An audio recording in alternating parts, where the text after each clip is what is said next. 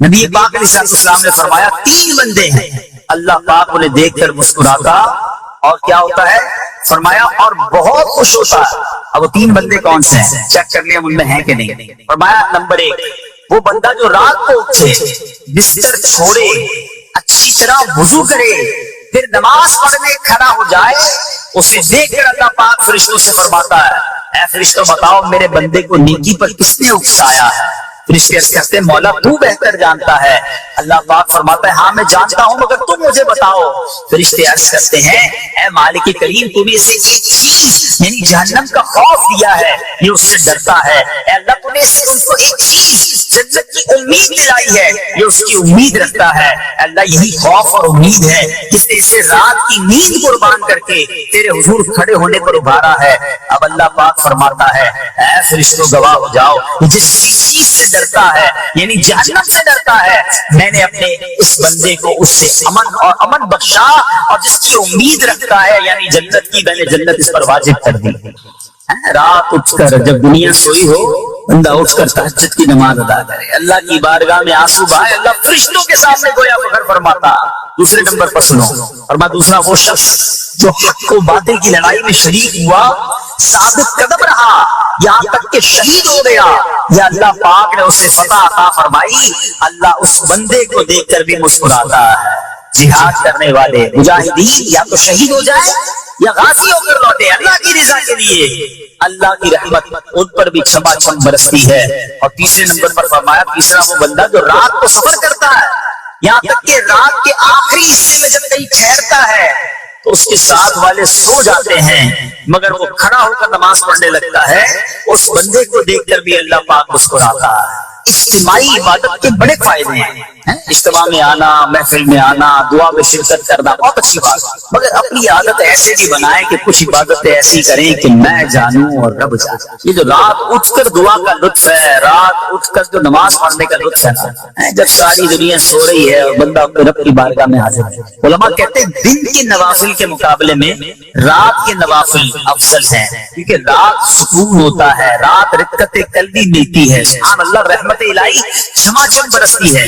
ہمیں کیا کرنا ہے کہ رات تہجد کی نماز کی عادت ڈالے. رمضان میں بن گئی تھی نا سحری کے لیے اٹھتے تھے تو لوگ تہجد پڑھتے تھے. اللہ کرے کہ یہ عادت بن جائے. کبھی کبھی اگر ہر روز نہیں ہو سکتا تو بس کبھی کبھی کریں. اچھا اگر ایسی کوئی عبادت ہو بھی جائے نا تو سب کو بتائے نا کہ رات اٹھا تھا تو جناب دعائیں بھی کی تو آنسو بھی بہائے. نہیں کبھی کبھی ایسا کیا کرو کہ میں جانوں اور رب جانے. اللہ سے باتیں کیا. میں آپ کو صحیح بتاؤں آپ مجھے ایک بات بتا یہ تو آپ نے سن بھی لیا کہ اللہ کی رحمت کس قدر برستی ہے اس پر. زندگی میں بھی جب کبھی ہم پریشان ہوں اور رات نیند نہ آئے کبھی کبھی ایسا ہوتا ہے پریشانی میں نیند نہیں آتی کروٹیں بدل رہا ہوتا انسان اور اس کروٹ بدلتے بدلتے میں آپ کی جب والدہ حیات ہوگی یا ماشاءاللہ جن کے پاس ماں موجود ہے ماں جیسی ہستی کہاں ملتی ہے.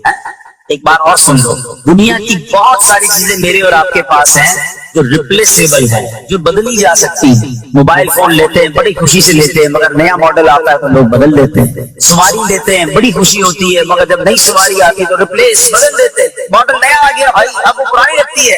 اگر یاد رکھو ماں باپ چلے جائیں نا اس کے بعد ماں باپ دوبارہ نہیں ملتے. ان کا کوئی نیا ورژن یا نیا ماڈل نہیں ہے تو ان کی قدر کر لو ان کی دعائیں لے لو. تو بہرحال آپ کبھی کبھی تکلیف میں ایسا ہوا ہو کہ رات کو نیند نہ آئی ہو بے قرار ہو کر ماں کے پاس گیا آنکھوں میں آنسو لے کر کہ ماں میں پریشان ہوں بیمار ہوں یا قرضے میں ہوں یا فلاں پرابلم ہے. ماں نے کیا کیا تھا کروٹ بدل کر سو گئی کہ بیٹا تو جان تیرا کام جانے یا ماں خود بھی بیدار ہو گئی سینے لگایا اور دعا کرنا شروع کر دی. ہم روئے تو ماں بھی روئی. یہ ہے نا ماں میری تکلیف. ایسا لگتا ہے کہ مجھے کبھی کبھی یہ فیصلہ کرنا مشکل ہوتا تھا کہ تکلیف مجھے زیادہ ہوتی ہے میری تکلیف میں میری والدہ کو زیادہ ہوتی ہے. بیمار میں ہوں تکلیف اسے ہے. یہ رشتہ کہاں ملتا ہے. مگر مجھے ایک بات بتاؤ جب میری تکلیف پر رات نیند چھوڑ کر بستر چھوڑ کر میں ماں کے پاس گیا ماں نے سینے لگایا تو اگر میں اپنا بستر چھوڑ کر آنکھوں میں آنسو دیے میری ماں سے مجھے کہیں زیادہ پیار کرنے والے رب کی بارگاہ میں چلا گیا تو اس کی رحمت کیا مجھے مایوس کر دی. میری ماں کے دل میں جو مامتا ہے نا وہ بھی میرے رب نے ڈالی ہے. رب کی رحمت کتنی ہوگی کبھی کبھی اللہ کی بارگاہ میں رات کے سپہر حاضر ہوا، جو پرابلم ہے آپ کی، جو مشکل ہے آپ کی، آپ یقین کریں، آپ اللہ کی بارگاہ میں تہجد کے وقت رات کے آخری پہر آنسو بہائیں، دعائیں کریں، نوافل پڑھیں، پھر دیکھیے آپ کے دل کو تسلی کیسے ہوتی ہے، آپ کا ایمان تازہ ہو جائے گا، اور آپ نے دیکھا کہ ایسے وقت عبادت کرنے والوں سے رب کتنا راضی ہوتا ہے۔ اللہ کرے یہ بات ہمیں سمجھ آ جائے۔ اسی طرح عظیم صحابی حضرت عبداللہ ابن مسعود رضی اللہ تعالیٰ سے روایت ہے، پیارے آقا مکی مدنی مصطفیٰ صلی اللہ علیہ وسلم نے فرمایا، ایک بندہ رات کو اٹھتا ہے، اچھی طرح وضو کرتا ہے، پھر اللہ پاک کی حمد کرتا ہے، اس کی بزرگی بولتا ہے، اپنے نبی علیہ السلام پر درود پڑھتا ہے، قرآن کھول کر پڑھنا شروع کر دیتا ہے، یہ وہ بندہ ہے جسے دیکھ کر اللہ پاک مسکراتا ہے اور فرماتا ہے، دیکھو میرا بندہ عبادت کر رہا ہے جبکہ اسے میرے سوا کوئی نہیں دیکھ رہا۔ اللہ، یہ کاش ہمیں عادت مل جائے کہ ہم اکیلے میں عبادت کریں، انفرادی عبادت کریں، میں جانوں میرا رب جانے، کبھی تلاوت کریں، کبھی درود پڑھیں، کبھی دعائیں کریں، کبھی آنسو بہائیں، سبحان اللہ، اس کا بڑا ہی اور ہے۔ ہاں کبھی ایسا ہونا چاہیے، محفل میں عشق رسول کے عالم میں روبی پڑھتے ہیں، مدینے کی یاد ہو، نعت شروع ہو تو ہماری آنکھوں میں آنسو آ جاتے ہیں، یہ بھی اچھی بات ہے، مگر کبھی کبھی رات ایسی بھی ہونی چاہیے کہ دل میں ہو یاد تیری گوشے تنہائی، دل میں ہو یاد تیری گوشے تنہائی ہو، پھر تو خلوت میں عجب انجمن آرائی۔ کبھی زندگی میں ایسی راتیں بھی آنی چاہیے، وہ ہے نا، جاگ اٹھا اشکوں کا مقدر، عشق نبی میں روتے روتے کیسی گزری رات نہ پوچھو۔ کبھی کبھی ایسی رات بھی گزرنی چاہیے کہ آقا کی یاد میں آنسو بہ رہے ہوں، مدینے کی یاد میں، گھر والوں کو بھی پتہ نہ چلے، ہلکی ہلکی آواز میں کبھی نعت شریف لگا لیا کریں، کبھی مناجات لگا لیا کریں، ہم پتہ نہیں کیا دیکھتے دیکھتے سوتے ہیں۔ کاش انہی تصورات میں آنکھیں بند ہوں کہ میں سو جاؤں یا مصطفیٰ کہتے کہتے، میں سو جاؤں یا مصطفیٰ کہتے کہتے، کھلے آنکھ صلی علی کہتے کہتے۔ جو مدینے کے تصور میں سوتے نا، پھر خواب میں زیارت بھی کر لیتے۔ خواب کا ایک فینومینا یہ بھی ہے، آپ جس چیز کے بارے میں سوچتے ہوئے سوتے ہیں عموماً گندی باتیں دیکھ کر، گندی چیزیں دیکھ کر سوتے ہیں، پھر ایسے ڈراؤنے خواب بھی آتے ہیں، انہیں ٹینشن بھی آتی ہے، فلموں میں بھی باڑ دار دیکھی، خواب میں بھی لڑائی جھگڑے دیکھ رہے ہیں۔ جو مدینے کی یادوں میں سو رہا ہے، جو باوضو سو رہا ہے، جو اللہ کا ذکر کر کے سو رہا ہے، جو نوافل پڑھ کے سو رہا ہے، پھر دیکھو خواب میں بھی کہاں کہاں کی سیر کرے گا انشاءاللہ۔ تو اپنی خلوتوں کو اچھا کریں، اپنے اکیلے وقت کو بھی خوبصورت کریں، آنسو بہائیں، اور سبحان اللہ تہجد پڑھنے والوں کے چہروں پر نور بھی آ جاتا ہے۔ ہاں یہ الگ نعمت انہیں ملتی ہے، اللہ نصیب فرما دے۔ اچھا ایک اور خوبصورت کا اللہ کریم جنہیں دیکھ کر مسکراتا ہے، فرمایا حضرت ابو سعید خدری رضی اللہ عنہ فرماتے ہیں، رسول ذیشان مکی مدنی سلطان صلی اللہ تعالی علیہ وسلم نے فرمایا، تین بندوں کو دیکھ کر اللہ پاک مسکراتا ہے، وہ قوم جو نماز میں صفیں سیدھی کرتی ہے، اور وہ بندہ جو اللہ پاک کی راہ میں جہاد کرتا ہے، تیسرا وہ بندہ جو رات کے اندھیرے میں عبادت کرتا ہے، انہیں دیکھ کر اللہ پاک مسکراتا ہے۔ جہاد والی بات اور رات والی عبادت کی بات تو ہو گئی، اب اس میں نئی بات سیکھنے کو ملی، صفیں درست کرنے والی۔ اب روز نماز پڑھ رہے ہیں، صفیں درستی کر رہے ہوتے، امام صاحب کہہ کے تھک جاتے، کاندھے سے کاندھا ملائیں، صفوں کو سیدھا کریں، صفوں کو سیدھا کرنے والوں کو دیکھ کر رب کی رحمت مسکراتی ہے، رحمت برستی ہے۔ اب یہ کتنا آسان کام ہے، مگر اس کی طرف بھی توجہ نہیں ہوتی ہے۔ یاد رکھیے کہ صفیں سیدھی کرنا یہ بڑی نیکی ہے، اور اللہ کرے کہ اس پر عمل کرنے والے بنے، اور صفیں درست نہ کرنا ترک واجب ناجائز اور گناہ ہے۔ سیدھی صفیں نہیں کرتے، ناجائز کرتے ہیں، گناہ کرتے ہیں۔ صف درست نہ کرنے سے نماز ناقص رہ جاتی ہے، اور یہ بعض اوقات لوگ کہتے ہیں یار ہمیں اس نماز میں وسوسے بہت آتے ہیں، روایتوں میں آتا ہے صف درست نہ کرنا نماز میں وسوسے آنے کا سبب ہے، صفیں ٹھیک نہیں ہوگی نا، عجیب عجیب سی باتیں دماغ میں آنی۔ کیوں؟ حدیث پاک میں آتا ہے شیطان تمہارے درمیان بھیڑ کے بچے کی طرح گھس جاتا ہے، شیطان صفوں میں گھس جاتا ہے۔ صف سیدھی نہ کرنے میں چہرہ بگڑنے کا اندیشہ ہے۔ اب ذرا غور کر لیجیے یہ کتنا ضروری ہے۔ قرآن کریم میں ایک سورت ہے سورہ صافات، اس مبارک سورت کی پہلی آیت میں اللہ پاک نے فرمایا والصافات صفا، ان کی قسم جو باقاعدہ صفیں باندھے ہوئے ہیں۔ حضرت عبداللہ بن مسعود فرماتے ہیں یہاں صفیں باندھنے والوں سے مراد فرشتے فرشتے ہیں. حضرت جابر بن سمورہ رضی اللہ عنہ فرماتے ہیں ایک دن پیارے آقا مکی مدنی مصطفیٰ صلی اللہ علیہ وسلم تشریف لائے اور فرمایا تم ایسے سب کیوں نہیں بناتے جیسے فرشتے سبیں بناتے ہیں. ہم نے عرض کی یا رسول اللہ صلی اللہ علیہ وسلم فرشتے کیسے سب بناتے ہیں؟ فرمایا پہلے اگلی صف مکمل کرتے ہیں اور خوب مل کر کھڑے ہوتے ہیں. سبحان اللہ, مبارک ہو مسلمانوں کو صفیں سیدھی کرتے ہیں, اچھی طرح کاندھے سے کاندھا ملاتے ہیں, گویا یہ فرشتوں کا کام کر رہے ہیں, فرشتوں والا کام کر رہے ہیں. تفسیر تبری میں ہے فاروق اعظم رضی اللہ عنہ کا یہ معمول تھا, جب نماز پڑھانے لگتے تو نمازیوں کو فرماتے صفیں سیدھی کر لو, اے فلاں ذرا آگے ہو جاؤ, اے فلاں ذرا پیچھے ہو جاؤ. پھر فرماتے بے شک اللہ پاک تمہیں فرشتوں کی طرح دیکھنا پسند فرماتا ہے. تو صفیں سیدھی رکھنا یہ فرشتوں کا انداز ہے اور اللہ کی رحمت خوب برستی ہے, گویا رب مسکراتا ہے انہیں دیکھ کر. ایک عورت حضرت سیدنا حسن بصری رحمۃ اللہ تعالی کے پاس آئی اور کہا کہ اے شیخ میری لڑکی فوت ہو گئی, میں اسے خواب میں دیکھنا چاہتی ہوں. حضرت حسن بصری رحمۃ اللہ تعالی نے فرمایا کہ 4 رکعت نفل اس طرح ادا کرو کہ ہر رکعت میں سورہ فاتحہ ایک مرتبہ اور سورہ تکاثر الہاکم التکاثر, یہ پوری جو سورت ہے یہ ایک مرتبہ پڑھو, اور یہ نماز عشاء کی نماز کے بعد پڑھ کر پہلو کے بل پیارے آقا علیہ السلام پر درود پڑھتے ہوئے سو جاؤ یہاں تک کہ تمہیں نیند آ جائے. اس عورت نے اپنی مرحوم بیٹی کو خواب میں دیکھنے کے لیے یہی عمل کیا, یہی فارمولہ اپنایا, یہی وظیفہ اپنایا. اس عورت نے خواب میں کیا دیکھا؟ ماں اپنی بیٹی کو تکلیف میں نہیں دیکھ سکتی. اب اس عورت نے خواب میں دیکھا کہ اس کی بیٹی عذاب میں گرفتار ہے, گندک کا لباس اس کا پہنا ہوا ہے, ہاتھ بندھے ہوئے ہیں اور پاؤں میں آگ کی زنجیریں. اب جب یہ عورت بیدار ہوئی تو بہت افسردہ, ظاہر ہے ماں اگر اپنی بچی کو عذاب میں دیکھ لے تو کون سی ماں سکون میں ہوگی. حضرت حسن بصری رحمۃ اللہ تعالی کے پاس آئی اور آ کر کہا کہ حضور میری بیٹی تو عذاب میں ہے. آپ نے فرمایا کچھ مال صدقہ کرو. اب کہتے مال صدقہ کرو, امید ہے کہ اللہ عز و جل اسے معاف فرما دے گا. حضرت حسن بصری رحمۃ اللہ تعالی اسی رات سوئے. ایک دن کے بعد آپ آرام کر رہے ہیں, آپ نے عالم خواب میں خود کو جنت کے باغ میں دیکھا. ایک خوبصورت تخت پر ایک حسین و جمیل عورت بیٹھی ہوئی تھی, سر پر نور کا تاج سجا ہوا ہے. کہنے لگی اے حسن کیا آپ مجھے نہیں جانتے؟ حضرت حسن بصری رحمۃ اللہ تعالی نے فرمایا کہ نہیں میں تو نہیں جانتا. وہ عورت وہ خاتون کہتی کہ میں اسی عورت کی بیٹی ہوں جو کل آپ کے پاس آئی تھی, آپ نے جس کو وظیفہ بتایا. حضرت حسن بصری رحمۃ اللہ تعالی نے فرمایا کہ تمہاری ماں تو بتا رہی تھی تم عذاب میں ہو, تم بڑی تکلیف میں تھی. کہ حضور بات تو یہی ہے, میری ماں نے سچ کہا تھا. آپ نے پوچھا پھر یہ مقام کیسے ملا, آج تو جنت کی نعمتیں تمہارے ساتھ. اس لڑکی نے کیا کہا, بڑی زبردست بات ہے. کہتی ہے کہ ہم 70,000 افراد تھے جو عذاب میں مبتلا تھے, مگر ایک نیک آدمی ہمارے قبرستان سے گزرا, اس نے سرکار دو عالم صلی اللہ تعالی علیہ وسلم پر درود پڑھا اور اس کا ثواب ہمیں پہنچایا. اللہ عز و جل نے اس درود کو اس کی طرف سے قبول فرمایا اور ہم تمام کو اس درود شریف کی برکت سے اس عذاب سے نجات عطا فرمائی, اور مجھے یہ مرتبہ ملا جو آپ اپنی آنکھوں سے مشاہدہ کر رہے ہیں. 70,000 افراد قبرستان کے مردے جن پر عذاب ہو رہا تھا, مگر ایک نیک شخص گزر کر درود پاک پڑھ کر ساری قبر والوں کو ایصال ثواب کرتا ہے تو 70,000 لوگوں سے عذاب گویا دور کر دیا جاتا. اے میٹھے میٹھے اسلامی بھائیو, اتنے سارے مدنی پھول اس واقعے سے ملتے ہیں. قبرستان جانا چاہیے, وہاں جا کر فضول باتیں نہیں. آج کل تو قبرستان میں بھی برے کام ہو رہے ہیں, معاذ اللہ. منشیات فروشوں نے, بہت سارے غلط کام کرنے والوں نے قبرستان کو رخ کیا.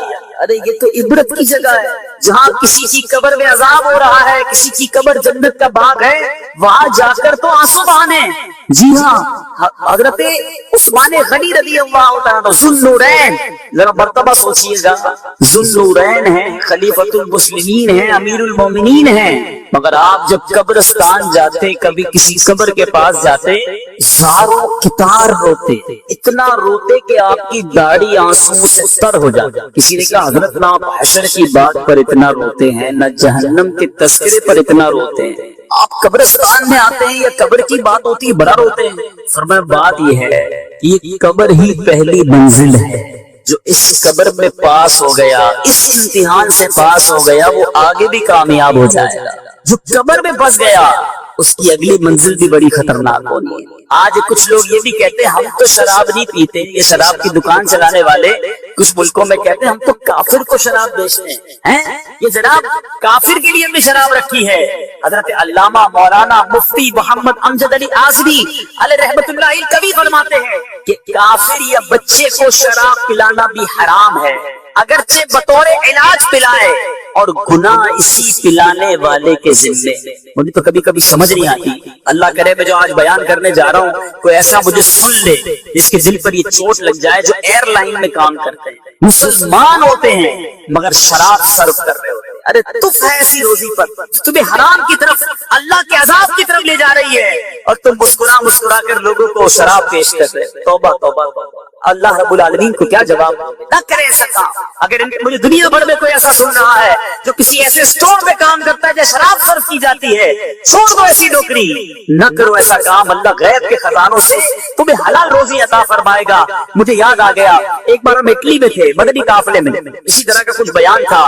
ایک شخص، ایک مسلمان میرے پاس آیا اور آ کر کہتا ہے کہ میرا جی تو بڑا چاہتا ہے کہ میں حلال کماؤں، لیکن ہمارے اسٹور پہ شراب بیچی جاتی ہے، اگر میں شراب نہیں بیچوں گا تو ہمارے اسٹور پہ گاہک کم آئیں گے، گاہک کم آئیں گے تو میری روزی کا کیا ہوگا، بچوں کا کیا ہوگا، کاروبار کیسے چلے گا؟ میں نے اس سے ایک سوال کیا، اور میں تمام شراب بیچنے والوں، تمام غلط کام کرنے والوں سے وہی سوال آج کرنے لگا ہوں۔ میں نے پوچھا یہ بتاؤ کہ اگر روزی دینے والا کون ہے؟ پہلے یہ، اس نے کہا اللہ۔ میں نے کہا تم حرام کام کر رہے ہو، تمہیں روزی مل رہی ہے، کیا حلال کرو گے اللہ روزی بند کر دے گا؟ اللہ کی فرما برداری کرو گے کیا وہ رزق کے دروازے بند کر دے گا؟ آج تم اس کی نافرمانی کر رہے ہو، وہ تمہیں دے رہا ہے۔ تھوڑی دیر اس کی آنکھوں میں آنسو آ گئے، کہتا ہے آج کا دن ہے، اس کے بعد میرے اسٹور پہ آئندہ کبھی شراب نہیں بیچوں۔ کچھ دنوں بعد پھر ملاقات ہوئی، کہتا ہے جب سے شراب بیچنا بند کی ہے اللہ نے سکون بھی دے دیا ہے، روزی میں برکت بھی دے دی۔ ہمت تو کرے نا، پہلے ہی سوچ لیتے ہو کہ ہمارا کیا ہوگا۔ ارے اللہ پر بھروسہ رکھو، جب رزق دینے والا وہ ہے تو ہم کیوں ایسا کاروبار کریں؟ بہرحال میٹھے میٹھے اسلامی بھائیوں، نبی پاک علیہ الصلوۃ والسلام فرماتے ہیں اللہ عز و جل نے شراب اور اس کی قیمت یعنی کمائی، مردار اور اس کی کمائی، خنزیر اور اس کی کمائی کو حرام قرار دیا ہے۔ خدا را اس کی کمائی نہ کمانا، کبھی اس پہ ہاتھ نہ ڈالنا۔ میٹھے میٹھے اسلامی بھائیوں، قرآن مجید فرقان حمید کس طرح شراب اور جوئے کے بارے میں ہماری رہنمائی کرتا ہے۔ سورہ پارہ دوسرا، سورہ بقرہ آیت نمبر 219 میں ارشاد ہوتا ہے یسألونک عن الخمر والمیسر قل فیہما اثم کبیر۔ ترجمہ کنز الایمان، تم سے شراب اور جوئے کا حکم پوچھتے ہیں، تم فرما دو کہ ان دونوں میں بڑا گناہ ہے، اثم کبیر۔ آگے فرمایا منافع للناس، اور لوگوں کے کچھ دنیاوی نفع بھی، وَإِثْمُهُمَا أَكْبَرُ مِن نَفْعِهِمَا، اور ان کا گناہ ان کے نفع سے بڑا ہے۔ گویا شراب میں کوئی فائدہ نہیں، جس جوئے میں کوئی فائدہ نہیں، بلکہ ایک جگہ یہ شیطان کے کام، شیطان کے آلے قرار دیے گئے۔ پیچھے پیچھے اسلامی بھائیوں، نہ شراب کے قریب جانا ہے، نہ جوئے کے قریب جانا ہے۔ آج طرح طرح کے طریقے سے جوئے کھلائے جا رہے ہیں، پرچی کے نام پر، شطرنج کے نام پر، کرکٹ کے نام پر، شرطوں کے نام پر۔ آج بندہ کہتا ہے جناب ٹیلی فون کرتا ہوں اور اپنے پیسے لگا دیتا ہوں، تھوڑی دیر میں پیسے کما لیتا ہوں۔ اے میرے پیچھے اسلامی بھائیوں، یہ حرام، یہ جہنم میں لے جانے والا کام ہے۔ یاد رکھنا جوئے کی کمائی بھی حرام ہے، اور ہم نے کئی جواریوں کے گھر بکتے دیکھے، کئی جواریوں کو تباہ و برباد ہوتا دیکھا۔ ارے نہ بھی ہوئے تباہ، کروڑ پتی بھی بن گئے، تو یہ پیسے تمہیں جہنم میں لے جائیں گے۔ یہ دنیا میں چھوڑ کر جاؤ گے تو آخرت میں عذاب کا باعث بنیں گے۔ ہمیں یہ حرام کی روزی نہیں چاہیے، خدا را توبہ کر لیجئے، جوئے کے قریب بھی نہ جائیے۔ ہمیں حلال اور فقط حلال روزی کمانی ہے۔ نبی پاک علیہ الصلوۃ والسلام شب معراج، میرے آقا جب آسمانوں کی طرف تشریف لے گئے تو پیارے آقا علیہ الصلوۃ والسلام کی خدمت میں 2 پیالے پیش کیے گئے، ایک دودھ کا، دوسرا شراب کا۔ چوائس دی گئی، نبی پاک علیہ الصلوۃ والسلام ان میں سے کوئی ایک پسند فرما لے۔ میرے آقا علیہ الصلوۃ والسلام نے دودھ کو پسند فرمایا، تو عرض کی گئی آپ علیہ الصلوۃ والسلام نے فطرت کو پسند فرمایا ہے، کیونکہ اگر آپ شراب کو پسند فرماتے تو آپ کی امت گمراہی کا شکار ہو جاتی۔ نیچے پیچھے اسلامی بھائی، اور نبی پاک علیہ الصلوۃ والسلام نے شراب کی طرف گویا ہاتھ بھی نہیں بڑھایا، اور دودھ کو پسند فرما کر فطرت کو پسند فرمایا۔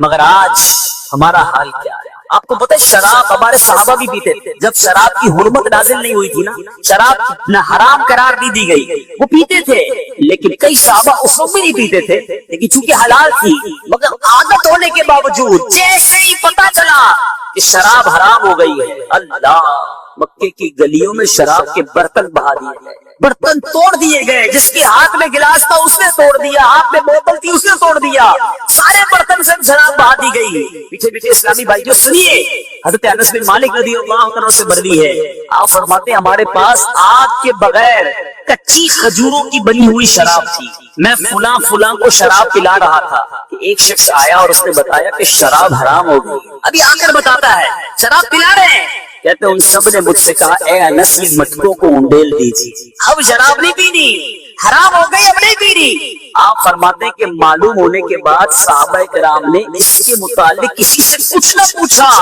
اور نہ ہی شراب کی طرف دوبارہ دیکھا۔ کیسے لوگ پتا چل گیا منع نہیں چلے گی، آج ہم کو پتا ہے حرام مگر پھر بھی شراب نہیں چلے، اور شرابی کیسا عجیب شخص ہے، آپ کو جو یہ معاشرے میں رہتا ہے اسے پتا ہے کہ شراب پینے والے کو ہوش ہی نہیں رہتا۔ حضرت عبداللہ بن عمرو بن عاص رضی اللہ عنہ فرماتے ہیں میں نے اللہ عز و جل کے پیارے حبیب صلی اللہ تعالی علیہ وسلم سے شراب کے متعلق پوچھا، پیارے آقا نے فرمایا یہ سب سے بڑا گناہ اور تمام برائیوں کی جڑ ہے، شراب پینے والا نماز چھوڑ دیتا ہے اور بعض اوقات اپنی ماں، خالہ اور پھوپھی سے بھی بدکاری کا مرتکب ہو جاتا ہے، اسے پتہ ہی نہیں چلتا نا کہ ماں ہے، بہن ہے کہ کون ہے، شراب کے نشے میں جو بے حیائی چاہے وہ کر ڈالتا ہے، اور ایسے کئی معاملات پتہ چلتے ہیں کہ کوئی عورتوں پہ ظلم کر رہا ہوتا ہے، کوئی انہیں گالیاں نکال رہا ہوتا ہے، اس کو اپنا پتہ نہیں ہوتا کہ ہمارا کیا حال ہے، حالانکہ میٹھے اسلامی بھائیوں شرابی جو ہے نا اس کی وجہ سے اس کے خاندان کی بھی بے عزتی ہو رہی ہے، اس کا بچہ الگ ڈی مورلائز ہو رہا ہوتا ہے کہ میرا باپ شرابی۔ میں پچھلے دن ایک جگہ گیا، مجھے بتایا کہ ہمارے یہاں اتنی شراب پی جاتی ہے، پاکستان کے ایک علاقے کی بات کر رہا ہوں کہ ایک بندے کو کہتا ہے میں نے اپنی آنکھوں سے دیکھا جو اپنے 5 سال کے بچے کو شراب پلایا، خود پیا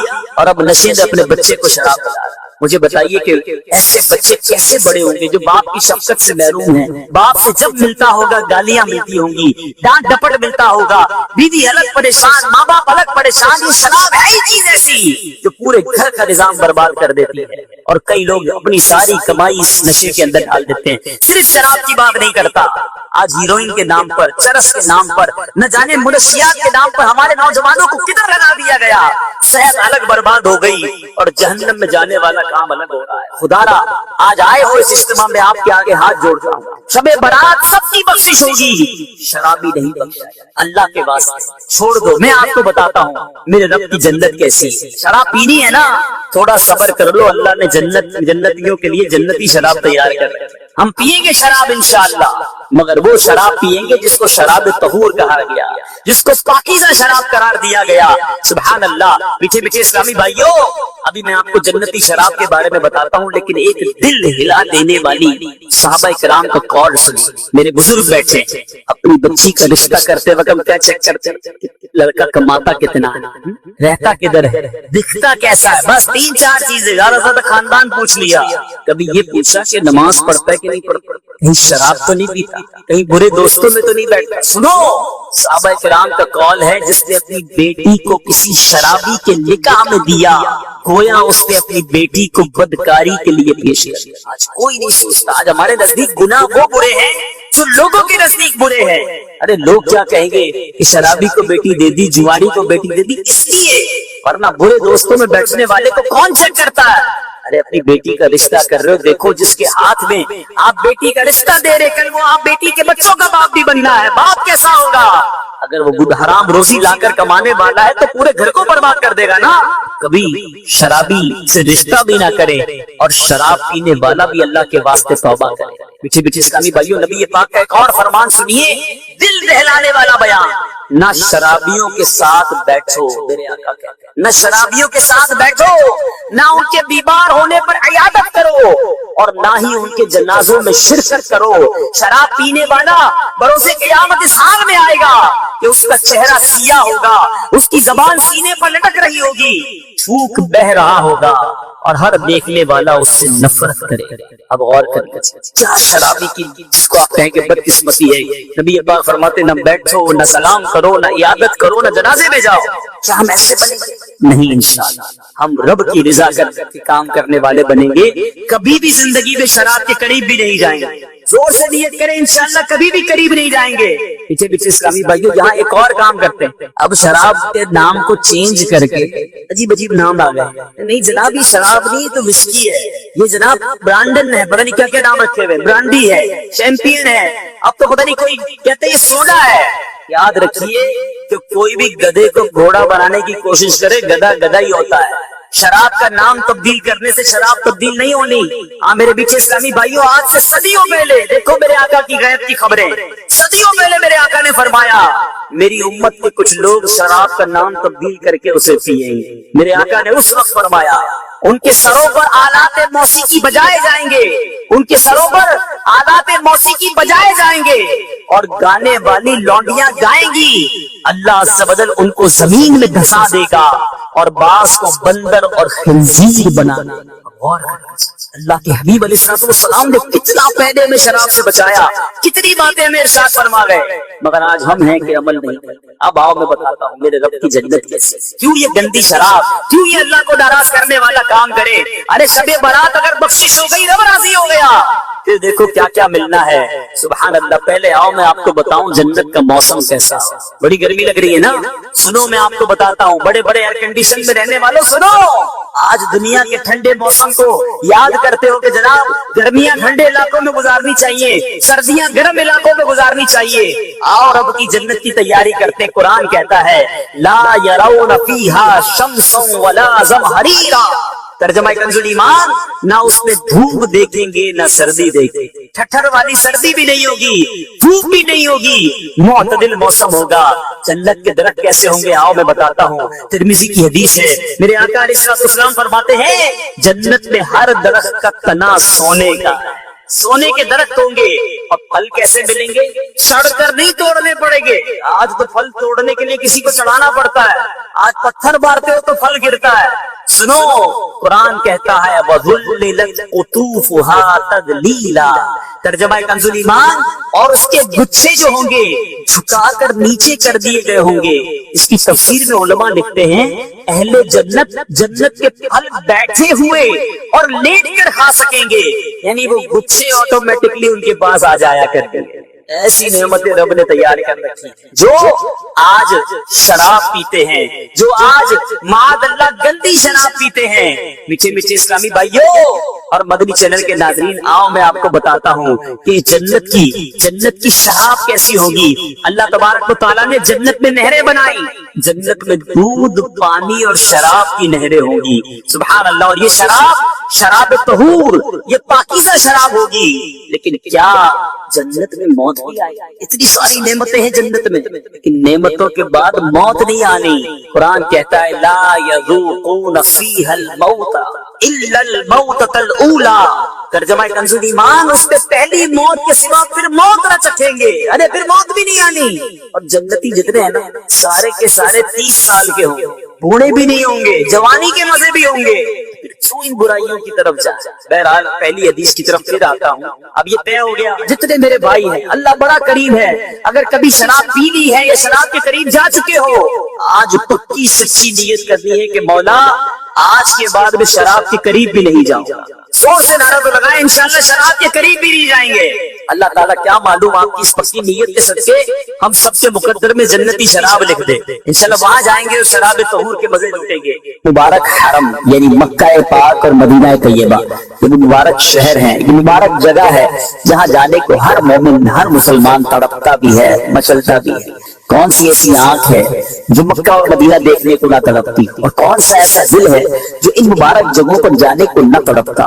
الحمدللہ اس یاد کو مزید بڑھانے کے لیے، شوق حرمین بڑھانے کے لیے، اور مدینہ پاک اور مکہ پاک کا مزید ادب دل میں بڑھ جائے، ان نیتوں کے ساتھ یاد حرمین سلسلہ لے کر حاضر ہیں۔ دنیا بھر سے حاجیوں کے قافلے سوئے حرمین روا دوا ہیں، لاکھوں لاکھ پہنچ چکے ہوں گے اور کئیوں نے بھی جانا ہے۔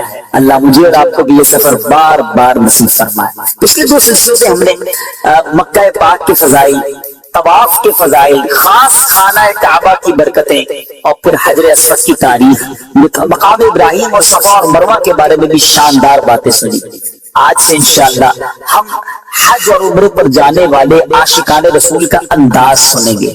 ہم نے بھی تو سفر کرنا ہے نا, تو کیا ہی اچھا ہو کہ عاشقان رسول کے واقعات سن لیں, ان کا انداز دیکھ لیں اور کوشش کریں کہ ان کی نقل کریں, ان کے طریقے پر, ان کے انداز پر. ویسا تو نہیں کر سکتے مگر کچھ نہ کچھ نقل کرنے کی کوشش کریں. وہ کہتے ہیں نا اچھوں کی نقل بھی اچھی ہوتی ہے. سب سے پہلے جو میں نے آپ کو روایت سنانی ہے, جو واقعہ سنانا ہے, یہ بظاہر تو درود پاک کی فضیلت کا ہے, درود پاک کی فضیلت بھی پتہ چل جائے گی, لیکن یہ بھی حج کے دوران ہونے والا ایک عظیم الشان واقعہ ہے. حضرت سیدنا سفیان ثوری رحمۃ اللہ تعالی فرماتے ہیں, میں نے دوران طواف ایک عاشق رسول کو ہر قدم پر حضور نبی پاک صاحب الاولاد صلی اللہ تعالی علیہ وسلم پر درود پاک پڑھتے ہوئے دیکھا. ہر قدم اٹھاتا اور درود پاک پڑھتا.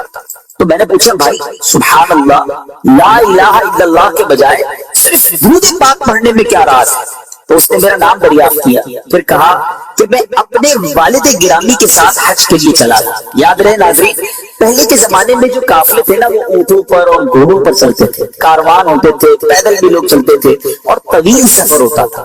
تو وہ کہتے ہیں کہ سفر کے دوران جو ہے وہ میرے والد صاحب کی طبیعت خراب ہوئی اور ایک اور آفت یہ آئی کہ والد گرامی کا انتقال ہو گیا. تو والد صاحب کا انتقال ہو گیا تو چہرہ بھی سیاہ پڑ گیا. قافلے والے آگے چلے گئے اور میں تنہا اور والد صاحب کی میت میرے ساتھ تھی. میں بڑا غمزدہ ہوا, بہت رویا اور میری آنکھ لگ گئی. جب آنکھ لگ گئی تو میں کیا دیکھتا ہوں کہ ایک بڑے نورانی چہرے والے بزرگ تشریف لائے. میرے والد صاحب کے چہرے پر ہاتھ پھیرا, ان کا جو پیٹ پھول گیا تھا اس پر بھی ہاتھ پھیرا, پیٹ بھی اپنی اصلی حالت میں آ گیا. چہرہ جو سیاہ پڑ گیا تھا 14ویں رات کے چاند کی طرح چمکنے لگا. وہ بزرگ جانے لگے تو میں نے انہیں روک لیا اور کہا کہ حضور اس ویرانے میں, اس بے سر و سامانی کے عالم میں آپ نے جو میری دستگیری فرمائی ہے اپنا تعارف تو کروائیے. کہ تم مجھے نہیں جانتے, میں جناب محمد عربی صلی اللہ علیہ وسلم ہوں. تمہارا والد بڑا گناہگار تھا مگر یہ مجھ پر درود پاک کثرت سے پڑھتا تھا. سبحان اللہ. آقا فرماتے جس کا مضمون ہے کہ جو مجھ پر کثرت سے درود پاک پڑھتا ہے میں اس کی فریاد رسی کرتا ہوں.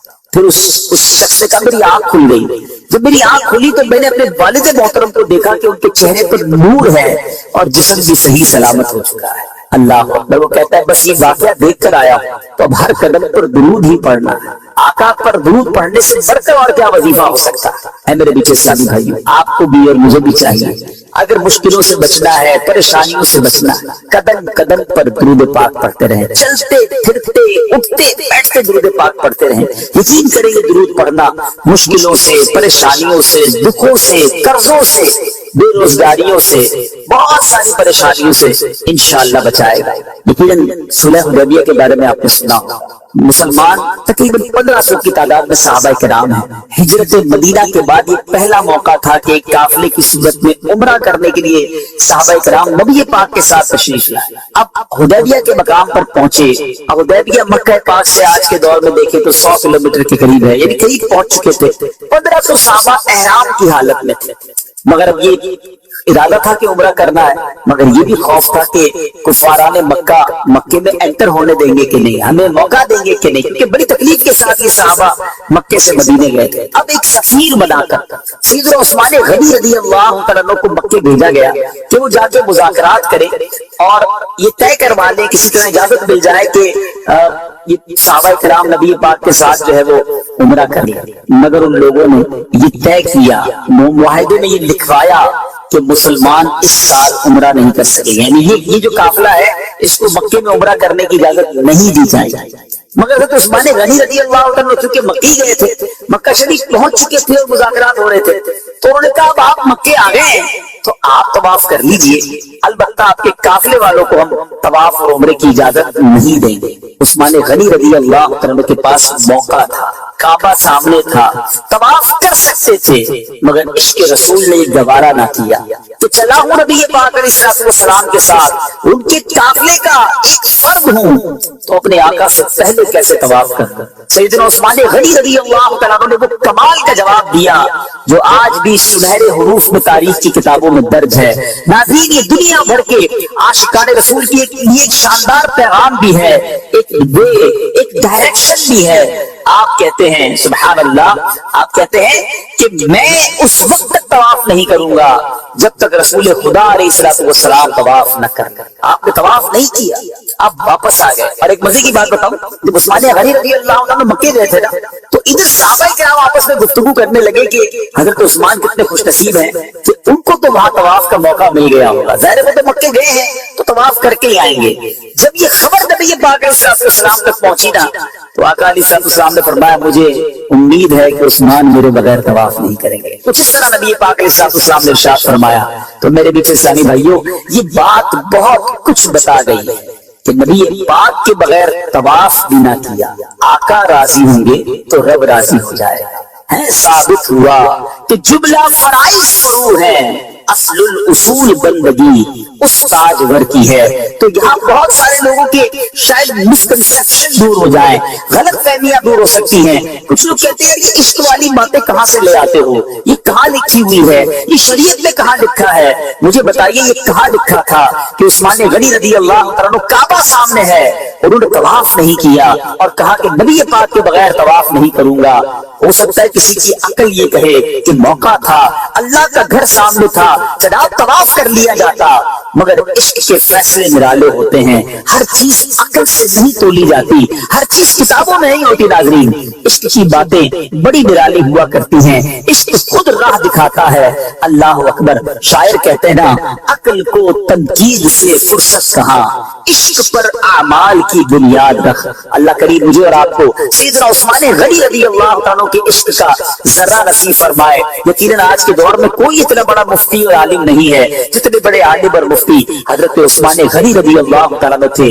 مگر ان کے دل نے یہی فتویٰ دیا کہ جناب اگر میرے آقا طواف نہیں کر سکتے, اگر صحابہ کرام اور نبی پاک کو روکا گیا ہے, تو میں نے اکیلے بھی طواف نہیں کرنا ہے. سبحان اللہ, سبحان اللہ. تبھی تو مولانا حسن رضا خان صاحب لکھتے ہیں نا, اللہ سے کیا پیار ہے عثمان غنی کا, محبوب خدا یار ہے عثمان غنی کا. ایک مرتبہ فرمایا کہ میں بہت شرمندہ ہوں, اللہ سے کس طرح ملاقات کروں گا. افسوس اس کے پاک گھر یعنی کعبہ مشرفہ میں کبھی میں پیدل چل کر نہیں آیا. اس کے بعد آپ 20 مرتبہ مدینہ منورہ سے مکہ مکرمہ حج کے لیے پیدل تشریف لائے. ناظرین, یہ کہنا آسان ہے, آج بھی تقریباً 450 کلومیٹر کا فاصلہ ہے اگر روڈ سیدھی بنا دی گئی ہے تو. ورنہ جب یہ پہاڑ تھے, جب یہ ریگستان تھے, تو یہ سفر کیسے ہوا ہوگا پیدل. اور ایک بار نہیں, نبی پاک کی آل ہے, پیارے آقا کے نواسے ہیں, جنتی نوجوانوں کے سردار ہیں, مگر کعبے کا جو مقام ہے, اللہ کے گھر کی جو تعظیم ہے, جو خوف خدا کا عالم ہے, 20 بار مدینہ منورہ سے پیدل حاضر ہوئے مکہ مکرمہ حج کرنے کے لیے. منقول ہے کہ ایک مرتبہ آپ نے خانہ کعبہ کا طواف کیا, مقام ابراہیم پر جب 2 رکعت نماز واجب الطواف ادا کی, پھر اپنا رخسار مقام ابراہیم پر رکھ دیا اور ساروں قطار روتے ہوئے اس طرح آپ نے مناجات کی کہ اے میرے رب قدیر, تیرا حقیر بندہ تیرے دروازے پر حاضر ہے, تیرا بھکاری تیرے دروازے پر حاضر ہے, تیرا مسکین بندہ تیرے دروازے پر حاضر ہے. انہی الفاظ کو بار بار دہراتے رہے اور روتے رہے. اس کے بعد مسجد الحرام سے باہر تشریف لائے تو آپ کا گزر چند مسکینوں کے پاس سے گزرا جو راستے میں بیٹھے ہوئے تھے اور صدقے کی روٹیوں کے ٹکڑے کھا رہے تھے. ان مسکینوں کو آپ نے سلام کیا. سلام کے بعد ان مسکینوں نے آپ کو دعوت دی کہ حضور ہمارے ساتھ بیٹھیے, نواسے رسول ہیں, جنتی نوجوانوں کے سردار ہیں, یہ وہ ہیں جن کو پیارے آقا نے کاندھے پر بٹھایا. یہ مسکینوں کے ساتھ دسترخوان پر بیٹھ گئے, روڈ کے فٹ پاتھ پر گویا وہ بیٹھے کھانا کھا رہے ہیں. آپ نے ان کی حوصلہ افزائی کی, عاجزی کا منظر دیکھیے کہ ان کے ساتھ بیٹھ گئے. فرمایا اگر یہ روٹیوں کے ٹکڑے صدقے کے نہ ہوتے تو میں آپ کے ساتھ ضرور کھانا کھاتا. آل رسول تھے نا, آل رسول کو صدقہ کھانا جائز نہیں تھا. اس کے بعد آپ ان مسکینوں کو اپنی قیام گاہ پر لے آئے, ایسے نہیں چھوڑ کر چلے گئے, اور سب کو عمدہ کھانا کھلایا اور رخصت ہوتے وقت سب کو درہم بھی عنایت فرمایا. کیا بات ہے, نبی پاک کی تربیت کا کیا شاہکار تھے یہ لوگ. ذرا اور کیجیے, یہاں 2 باتیں بڑی خوبصورت سیکھنے کو مل رہی ہیں اس واقعے سے. ایک تو کعبے کی عظمت, اللہ کے گھر میں حاضری کا انداز, وہاں خوف خدا کا عالم کیا ہونا چاہیے, وہاں اللہ کی بارگاہ میں فریاد کیسے کرنی چاہیے. ارے یہ لوگ تو بخشائے ہیں, جنتی نہیں فقط, ان کے صدقے ہم نے جنت میں جانا ہے. مگر اللہ کی بارگاہ میں آنسو بہا رہے ہیں, دعائیں کر رہے ہیں, پیدل حج کو جا رہے ہیں. اور آج ہم میں سے جو لوگ حج کو جاتے ہیں, عمرے کو جاتے ہیں, ہنستے ہوئے, کہہ مارتے ہوئے, غفلت کا عالم ہے, سیلفی ہو رہی ہے، موبائل چل رہے ہیں، ماں اللہ ادھر بھی گناہ ہو رہے ہیں، کعبے کو دیکھ کر بھی آنسو نہیں ہے، وہاں بھی غفلت ہے، ایک آدھ بار تو دعا کر لی، اس کے بعد تو شاپنگ اور گھومنا پھرنا نہیں میرے حاج۔ یہ سفر اس لیے نہیں ہے کہ ہم فضول باتوں میں گزاریں، ہم غفلت میں گزاریں۔ مکہ پاک میں ایک ہیبت ہونی چاہیے دل پر کہ میں اللہ کی بارگاہ میں حاضر آیا ہوں، اللہ کے گھر پر آیا ہوں۔ اور جب بادشاہ کی بارگاہ میں ایک غلام جاتا ہے تو وہ ڈرا ہوا رہتا ہے کہ کہیں بادشاہ ناراض نہ ہو جائے، یہ تو احکم الحاکمین ہے، تو یہ رب العالمین کا گھر ہے۔ ادھر تو دل پر ایک کیفیت ہونی چاہیے، آنسو ہونے چاہیے، التجائیں ہونی چاہیے۔ خدا را ان واقعات کو سن کر اپنے اندر اس رقت کو پیدا کیجیے، اور پھر سبحان اللہ سبحان اللہ، اتنا بڑا مرتبہ ہے۔ اور مسکینوں کے ساتھ بیٹھ جانا، ان کے ساتھ کھانا کھانا، ان کو گھر لے آنا۔ آج ہمارا کیا حال ہوتا ہے؟ کیا ہم غریبوں کے ساتھ ایسا برتاؤ رکھتے ہیں؟ کیا ہم غریب لوگوں کے ساتھ بیٹھنا پسند کرتے ہیں؟ سیکھنا ہے مجھے اور آپ کو اہل بیت اطہار سے۔ جبھی تو جناب سیدی اعلیٰ حضرت لکھتے ہیں نا، وہ حسن مجتبی سید الاسقیاء راکب دوش عزت پہ لاکھوں سلام۔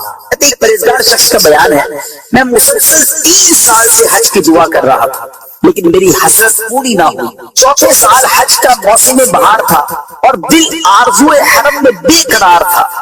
ایک رات جب میں سویا تو میری سوئی ہوئی قسمت انگڑائی لے کر جاگا۔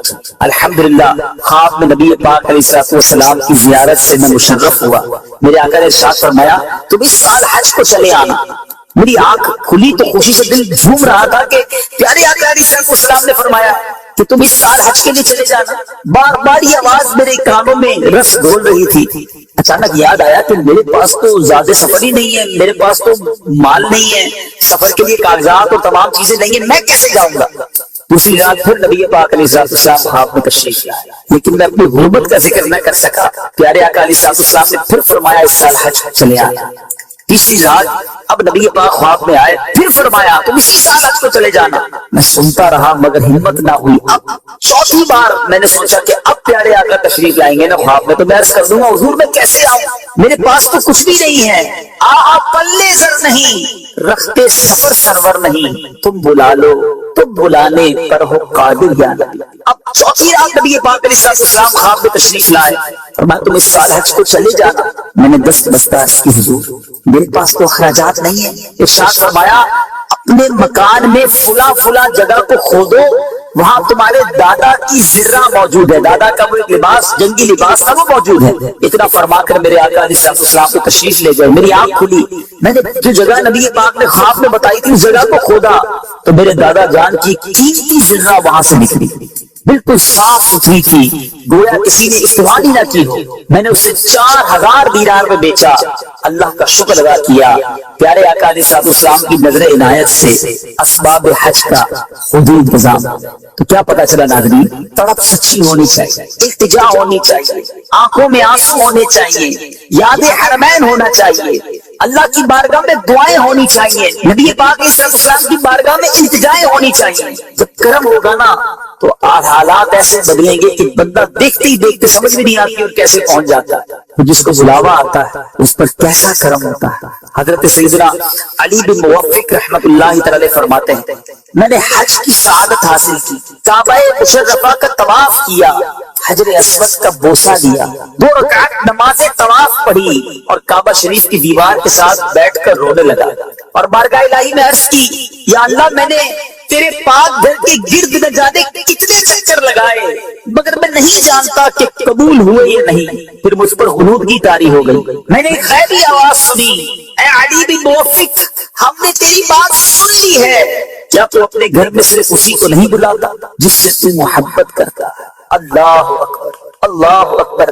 ناظرین یہ جملہ پھر سنیے گا، غیب سے آواز کیا آئی؟ اے علی ہم نے تیری بات سن لی ہے، کیا تو اپنے گھر میں صرف اسی کو نہیں بلاتا جس سے تو محبت کرتا ہے؟ گویا بلایا اس سے جاتا ہے جس پر کرم کیا جاتا ہے، جس سے محبت کی جاتی ہے، جس سے مہمان بنایا جاتا ہے۔ پھر ہم کیوں نہ تڑپیں، ہم کیوں نہ التجائیں کریں بارگاہ الہی میں کہ مولا ہمیں بھی اپنے گھر کا مہمان بنا لے، ہم پر بھی مہربانی کر دے، ہمیں بھی تیرا گھر دکھا دے، ہمیں بھی حج کی سعادت بخش دے۔ مالک بڑے گناہ ہیں، بڑی خطائیں ہیں، اور ہم نے سن رکھا ہے حدیثوں میں کہ عرفات کے میدان میں حاجیوں کے سارے گناہ معاف کر دیے جاتے ہیں۔ بہت گناہ مالک ہمارے سر پر، ہم پر کوئی ایسی کرم نوازی کر دے کہ ہم بھی احرام پہن کر عرفات آ جائیں اور یہ سارے جو گناہوں کا انبار ہے یہ اتر جائے. حقوق العباد کے معاملات بھی بہت سارے.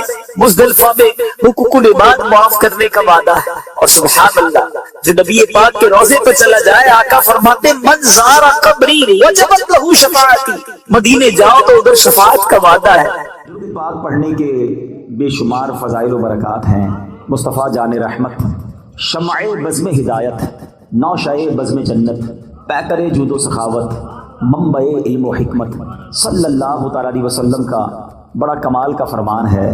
میرے آقا فرماتے ہیں جس کا مضمون ہے کہ بے شک تم میں سے بروز قیامت میرے سب سے زیادہ نزدیک وہ ہوگا جس نے دنیا میں مجھ پر سب سے زیادہ درود پڑھے ہوں گے.